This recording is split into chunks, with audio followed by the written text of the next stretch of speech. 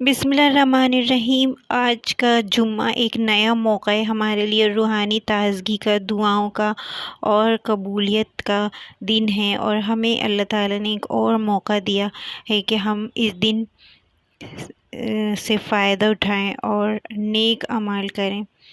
تو جمعے کے بارے میں آج آپ سے بیان کر رہی ہوں۔ آج کا دن جمعے کا ایک نیا موقع، ایک روحانی تازگی کا، دعاؤں کی قبولیت کا دن ہے، اور آج کی حدیث آپ کے ساتھ شیئر کروں گی جس سے آپ کا دل جھوم اٹھے گا، اور اس حدیث کی روشنی میں آپ کا ایمان تازہ ہو جائے گا۔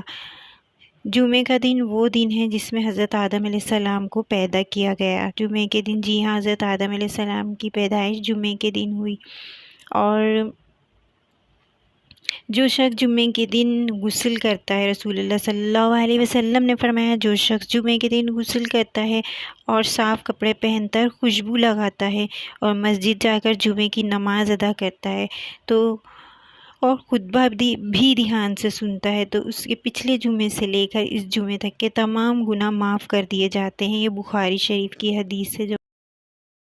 آج کا دن ضائع مت جانے دیں، اور جمعے کا عمل صرف ثواب کا ذریعہ نہیں، یہ روحانی برکت ہے، رزق اور مغفرت کا سبب بھی ہے۔ سورہ کہف ضرور پڑھیں، صدقہ دیں اور کسی کا دل نہ دکھائیں، اور پھر یہ دعا کریں کہ یا اللہ اس جمعے کو ہمیں نیکیاں کرنے کی توفیق عطا فرما، بلکہ ہمیں ہر روز نیکیاں کرنے کی توفیق عطا فرما۔